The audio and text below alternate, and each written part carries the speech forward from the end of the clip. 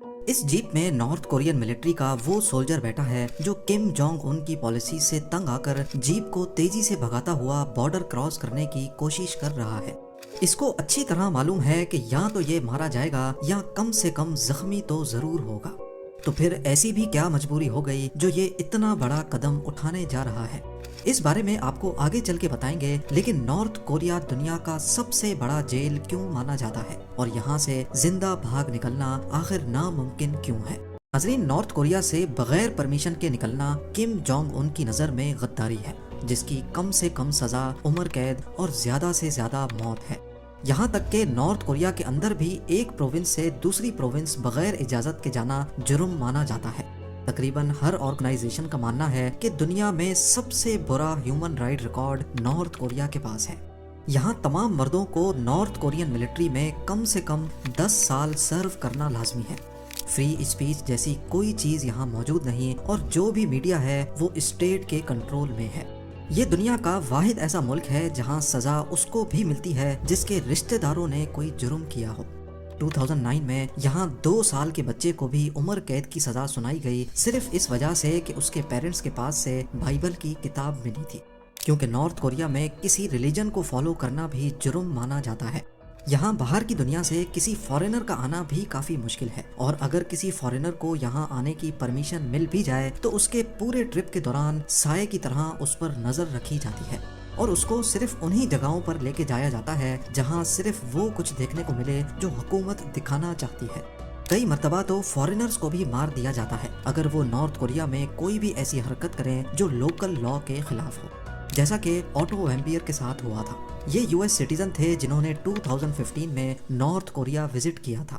2016 میں ان کو تب اریسٹ کیا گیا جب ان پر الزام لگایا گیا کہ انہوں نے اپنے ہوٹل روم سے گورنمنٹ کا پروپیگنڈا پوسٹر ہٹایا ہے۔ اس الزام کے لیے ان کو 15 سال کی قید سنائی گئی، لیکن ایک ہی سال کے بعد یہ نارتھ کوریا کے پریزن کیمپ کے اندر ہی کوما میں چلے گئے اور ان کو واپس امریکہ بھیج دیا گیا۔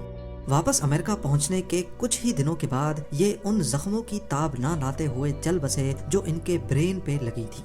نارتھ کوریا میں ان کے ساتھ کیا سلوک کیا گیا یہ آج تک کسی کو بھی معلوم نہیں ہے۔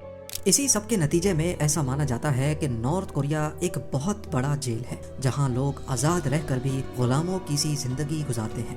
یہی وجہ ہے کہ نارتھ کوریا کے لوگ یہاں سے بھاگنے کی ہر ممکن کوشش کرتے رہتے ہیں، لیکن ایسا کرنا کسی بھی صورت میں آسان نہیں ہے، اور اس کی سب سے بڑی وجہ نارتھ کوریا کی جیوگرافی ہے۔ نارتھ کوریا کے ویسٹ پہ یلو سی جبکہ ایسٹ پہ سی آف جاپان لگتا ہے، جہاں نارتھ کورین نیوی کا اتنا سخت پہرا رہتا ہے کہ کسی بھی انلیگل بوٹ کا قریب آنا بھی پاسبل نہیں ہے۔ اس کے ساؤتھ میں ساؤتھ کوریا ہے جو کہ نارتھ کوریا کے سب سے بڑے دشمنوں میں سے ایک ہے۔ اسی وجہ سے اس کے قریب سمندر میں پہرا بہت زیادہ سخت رہتا ہے۔ نارتھ کوریا سے بھاگنے والوں کے پاس ساؤتھ کوریا سے اچھا آپشن اور کوئی نہیں ہے۔ وہ اس لیے نہیں کیونکہ ساؤتھ کوریا ایک بہت ہی ڈیولپڈ اور فری کنٹری ہے، بلکہ اس کا ریزن یہ ہے کہ ساؤتھ کوریا تمام نارتھ کورینز کو اپنا ہی سٹیزن مانتا ہے۔ یعنی نارتھ کورین آرمی سے بچ کر اگر کوئی یہ لائن کراس کرنے میں کامیاب ہو جائے تو یہ قدم اس کی زندگی بدل سکتا ہے، لیکن صرف تب جب وہ زندہ پہنچنے میں کامیاب ہو، کیونکہ نارتھ کوریا نے اپنے اس بارڈر پہ اتنی زیادہ آرمی بٹھائی ہوئی ہے کہ یہاں سے انسان تو کیا کوئی پرندہ بھی بارڈر کراس کرنے سے پہلے 100 بار سوچے گا۔ یہ ویڈیو 2017 کی ہے جب ایک نارتھ کورین سولجر تیزی سے اپنی جیپ ساؤتھ کوریا کی طرف لے کے جا رہا تھا۔ بارڈر گارڈ کو معلوم پڑا تو انہوں نے اس کو چیز کیا اور اس پر فائر کھول دیے۔ وہ اپنی جیپ چھوڑ کر بارڈر کی طرف بھاگا، لیکن نارتھ کورین سولجرز نے اس پر کئی فائر کیے۔ خوش قسمتی سے وہ ساؤتھ کوریا میں انٹر تو ہو گیا، لیکن کئی گولیاں اپنے جسم پر کھانے کے بعد۔ اس کے بعد شام کو ساؤتھ کورین سولجرز آئے اور اس کو گھسیٹ کر اپنی حفاظت میں لے لیا۔ ایسے ہی کئی اٹیمپٹس نارتھ کورین سیویلینز نے بھی کیے ہیں، جن میں سے زیادہ تر تو موقع پہ ہی مارے گئے، پر جو ساؤتھ کوریا آنے میں کامیاب ہوئے وہ بھی گولیوں کے زخموں کی وجہ سے زیادہ وقت زندہ نہ رہ سکے۔ نارتھ کوریا سے ڈائریکٹلی ساؤتھ کوریا بھاگنا اپنی موت کو دعوت دینے جیسا ہی ہے، کیونکہ اس بارڈر پہ نارتھ کوریا نے قریب 7,50,000 سولجرز ڈپلوائے کر رکھے ہیں۔ اس کے علاوہ بارڈر کے قریب باربڈ وائرز، فینسز اور لینڈ مائنز بھی لگائی گئی ہیں۔ साउथ कोरिया में एंटर होने का दूसरा और हिस्टोरिकल तरीका यहाँ के नॉर्दर्न बॉर्डर से भागना है। नॉर्थ कोरिया के नॉर्थ में सबसे बड़ा बॉर्डर चाइना और थोड़ा सा हिस्सा रशिया को भी लगता है।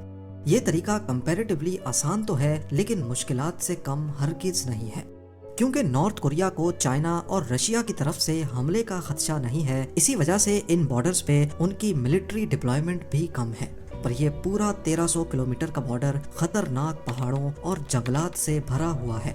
इसके अलावा चाइना के साथ नॉर्थ कोरिया का बॉर्डर ज्यादातर ट्यूमेन और यालू रिवर के साथ साथ चलता है।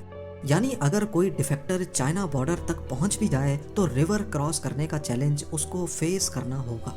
इसके लिए डिफेक्टर्स और स्मगलर्स सर्दियों का वेट करते थे जब दोनों रिवर्स फ्रीज हो जाती थी, और वो सिंपली उसके ऊपर से चलकर बॉर्डर क्रॉस करते थे। इसी तरह ये तरीका सख्त गर्मियों में भी काम कर जाता था, जब दरिया का लेवल बहुत कम हो जाता है। चाइना या रशिया पहुंचने पर डिफेक्टर्स के लिए खतरा अभी टलता नहीं था, क्योंकि नॉर्थ कोरिया की चाइना और रशिया के साथ मिलिट्री अलायंस थी, जिसका मतलब है कि अगर उन्होंने किसी नॉर्थ कोरियन डिफेक्टर को अपनी जमीन से पकड़ा तो वो उसको सीधा नॉर्थ कोरिया के हवाले कर देते थे, और फिर जो नॉर्थ कोरिया उनके साथ हशर करता था उसका अंदाजा लगाना मुश्किल नहीं है। लिहाजा चाइना और रशिया पहुंचने पर उनका काम खत्म नहीं होता था, बल्कि उनको अब यहाँ से भी भागकर किसी और सेफ कंट्री में जाना होता था। चाइना के साउथ में म्यांमार और लाओस हैं, पर ये दोनों कंट्रीज भी नॉर्थ कोरियन डिफेक्टर्स को अपनी टेरिटरी से पकड़कर वापस नॉर्थ कोरिया ही भेज देती थी।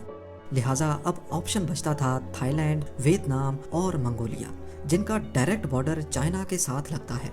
ये एक तरह से डिफेक्टर्स के लिए सेफ कंट्रीज मानी जाती थी, क्योंकि जैसा कि आपने जाना कि साउथ कोरिया तमाम नॉर्थ कोरियंस को भी अपना ही सिटीजन मानता है, इसीलिए ये तीनों कंट्रीज नॉर्थ कोरियन डिफेक्टर्स को वापस नॉर्थ नहीं बल्कि साउथ कोरिया भेज देती थी। तो डिफेक्टर्स का प्लान ये होता था कि वो पहले चाइना या रशिया में एंटर होकर थाईलैंड, वियतनाम या मंगोलिया का रुख करें, और फिर वहाँ पहुँचकर अपने आप को वॉलंटियरली अथॉरिटीज के सामने सरेंडर कर दें, और वहाँ से उनको जहाज में बिठाकर साउथ कोरिया भेज दिया जाता था, जहाँ वो अपनी नई जिंदगी की शुरुआत कर पाते थे। 1990 से अब तक टोटल 34,000 नॉर्थ कोरियंस भागकर साउथ कोरिया पहुँचने में कामयाब हो चुके हैं। असल में उस दौर में नॉर्थ कोरिया को सोवियत यूनियन की सपोर्ट हासिल थी, लेकिन 1991 में सोवियत यूनियन के कोलैप्स के बाद नॉर्थ कोरिया की ये सपोर्ट खत्म हो गई, और अमेरिका ने भी इस पर काफ़ी सैंक्शंस लगाना शुरू कर दी। इस पॉइंट पर नॉर्थ कोरिया के हालात इतने खराब हो गए कि यहाँ के लोग खाने पीने को भी तरसने लगे। एस्टीमेट्स के मुताबिक इस दौरान यहाँ 35 लाख लोग बेसिक ज़रूरियात ना मिलने की वजह से मर गए।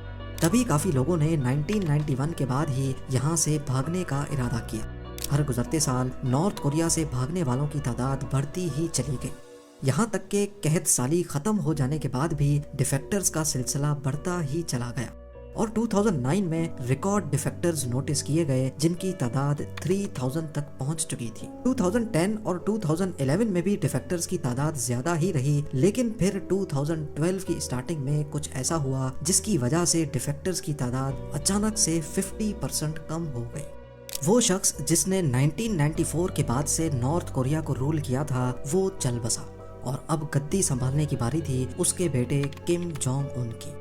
पावर में आते ही किम जोंग उन ने सबसे पहले स्मगलिंग और देश से भागने वालों के खिलाफ घेरा तंग किया। पूरे नॉर्दर्न बॉर्डर्स पे सिग्नल जैमर्स इंस्टॉल किए गए और इंटेलिजेंस मॉनिटरिंग को भी काफी बढ़ा दिया गया। बॉर्डर पे फेंस लगा दी गई और मिलिट्री पेट्रोलिंग भी बढ़ा दी गई।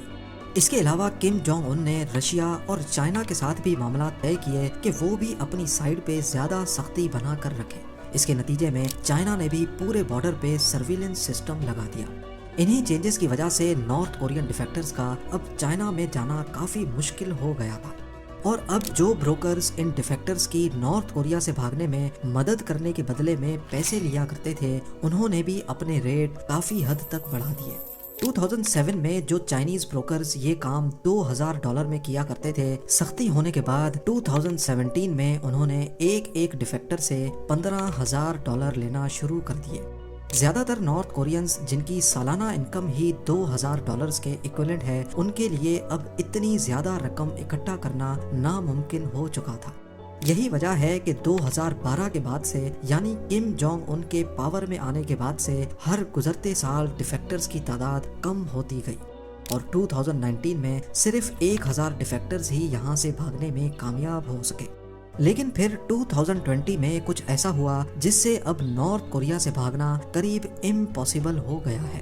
2019 के एंड में जब चाइना में पहला कोविड-19 का केस बना था, उसके 2 महीने के बाद नॉर्थ कोरिया दुनिया की पहली कंट्री थी जिसने अपने तमाम बॉर्डर्स को पूरी तरह से बंद कर दिया, क्योंकि वो नहीं चाहते थे कि कोविड का एक भी केस कभी नॉर्थ कोरिया तक पहुंच सके। नॉर्थ कोरिया में किसी भी मीडियम से जाने और बाहर निकलने पर पूरी तरह से पाबंदी लगा दी गई। ऐसा करना नॉर्थ कोरिया के लिए ज़रूरी भी था, क्योंकि यहाँ की 42% पॉपुलेशन को आज भी सही से खाना नहीं मिल पाता, यानी उनकी बॉडी में कोविड-19 वायरस बर्दाश्त करने की ताकत ही नहीं है। इसके साथ साथ अगस्त 2020 में नॉर्थ कोरियन मिलिट्री ने नॉर्दर्न बॉर्डर पेट्रोल को शूट टू किल का ऑर्डर दे दिया, यानी उनको फुल अथॉरिटी दे दी गई कि अगर वो चाइना बॉर्डर पे किसी को जाते या आते देखें तो उसी वक्त उसको गोली मार दें। यही वजह है कि पिछले 3 सालों से यहाँ से भागने वालों की तादाद करीब ना होने के बराबर है और नॉर्थ कोरिया एक बहुत बड़े जेल की मानिंद बन चुका है, जहाँ लोग ना कोई रिलीजन फॉलो कर सकते हैं और ना ही बाहर की दुनिया से किसी भी तरह कांटेक्ट में रह सकते हैं। गूगल, फेसबुक, यूट्यूब तो दूर की बात, यहाँ पर इंटरनेट भी सिर्फ गवर्नमेंट ऑफिसेज में ही इस्तेमाल किया जाता है और उस पर भी सिर्फ वो वेबसाइट्स खुलती हैं जो नॉर्थ कोरियन गवर्नमेंट ने ही बनाई हैं। उनके पास फोन्स तो हैं, लेकिन वो फोन्स लोकली असेंबल्ड हैं, जिनमें ऐसे सॉफ्टवेयर्स इंस्टॉल किए गए हैं जो लोगों की फोन एक्टिविटी को मॉनिटर करते हैं। नॉर्थ कोरिया दुनिया का वाहिद ऐसा मुल्क है जहां जो कुछ भी होता है उसका बाहर की दुनिया को बिल्कुल भी इल्म नहीं है। यहाँ पर एग्जीक्यूशंस फांसी देकर नहीं बल्कि फायरिंग स्क्वाड्स को भेजा जाता है, जो सबके सामने लोगों को गोलियां मारकर हलाक कर देते हैं। नॉर्थ कोरिया में उसको भी एग्जीक्यूट कर दिया जाता है जिसने साउथ कोरिया में बैठे अपने किसी रिलेटिव से फोन पर बात करने की कोशिश की हो। इस सारे तमाशे को दुनिया देख तो रही है, लेकिन कोई कुछ कर नहीं सकता, क्योंकि सोवियत यूनियन ने नॉर्थ कोरिया को न्यूक्लियर टेक्नोलॉजी ट्रांसफर की थी। यही वजह है कि अमेरिका जैसी सुपर पावर भी नॉर्थ कोरिया पर सैंक्शंस लगाने के अलावा और कुछ नहीं कर पाती।